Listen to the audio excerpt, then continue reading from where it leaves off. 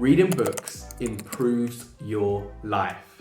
And in this video, I'm going to explain why I think it's so beneficial, why it's helped me, and how it's helped me with my productivity, it's helped me with my business, and how it's helped me with my life overall. Reading also teaches you lots of life-changing things, some of which I'm going to talk about a bit later in this video. Now, there are lots of successful people who read, and lots of successful people who credit some of their success to reading. Now, Warren Buffett credits lots of his success to reading. At the start of his early career, he was reportedly reading 600 to 1,000 pages a day. Now, for those of you that don't know who Warren Buffett is a business magnate, someone who achieves enormous amount of success through the ownership of multiple business lines of enterprise. We also have Jeff Bezos. Jeff Bezos, Amazon founder. We all know him, love him or hate him, we know him. Now, Jeff Bezos reads regularly, and he actually encourages his top Amazon executives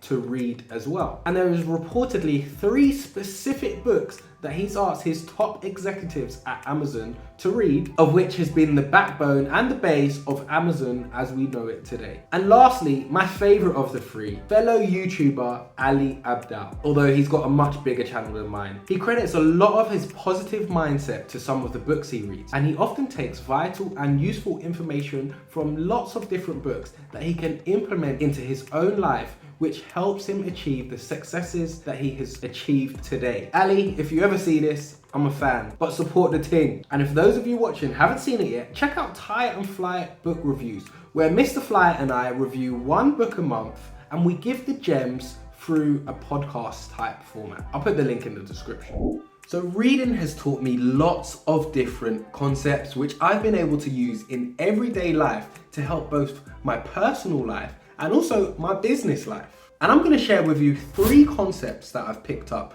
just from reading this year alone. Now, there are much more, but this is only a short video, so I won't go into all of them today. Now, the first concept I wanted to share is called resulting. And this is a concept that I got from Annie Duke's book, Thinking in Bed. Now, there's so much that I took from this book, but resulting is one of the concepts that I wanted to share with you today. Now, resulting is basically don't beat yourself up after the fact if you had done everything you possibly could, but the outcome or the result wasn't necessarily the outcome or result that you wanted. So let me just give you a random example. Let's say you were going to the park, and outside it's hot, it's sunny, it's summertime, the sun is beaming. You check your mobile phone app, you check the weather app, and you see, yep, it's sunny, and there's a 99% chance that it's going to stay sunny all day. There's only a 1% chance of rain. But you guessed it, this is England. You've got to the park without a jacket because based on the information that you had, you decided not to take one, but you've got to the park and it rains.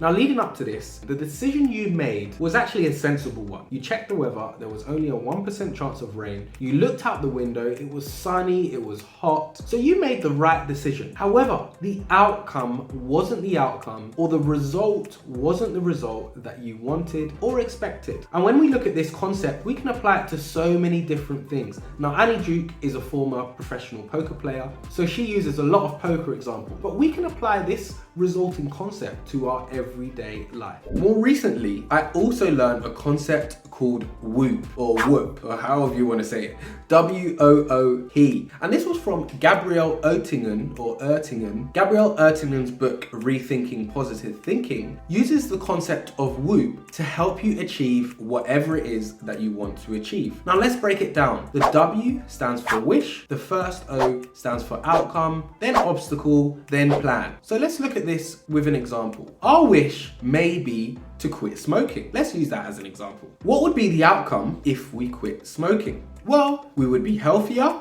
we may feel fitter, and we would save money because we wouldn't be spending it on cigarettes. But what are the obstacles that prevent you from quitting smoking? Well, it's addictive. You do it sometimes because you're bored, and sometimes your friends just offer it to you, so you feel obliged. So now let's look at the P, which is the plan. We've got our wish, which is to quit smoking. We've looked at the outcome. If we did quit smoking, we'd be healthier, we'd save money. The obstacle is the fact that sometimes we feel obliged when our friends do it. It's addictive, and we also do it when we're bored. So what is our plan? So the plan in this scenario might be every time I am bored and want to have a cigarette, instead of going out for a cigarette, I'm going to go and eat an apple.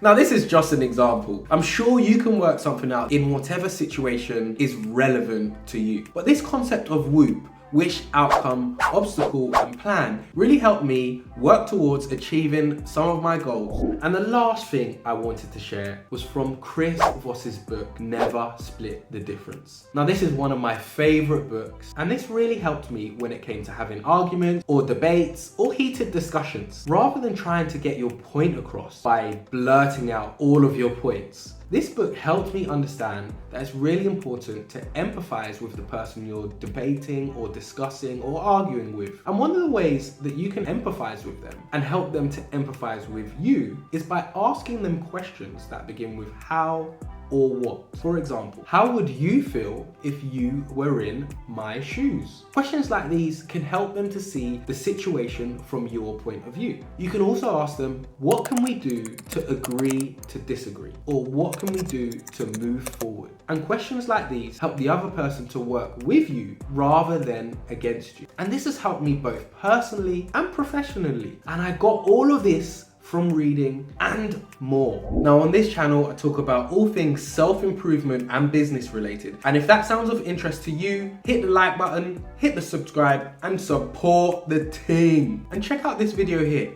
Check that out right here, right now. Peace and love.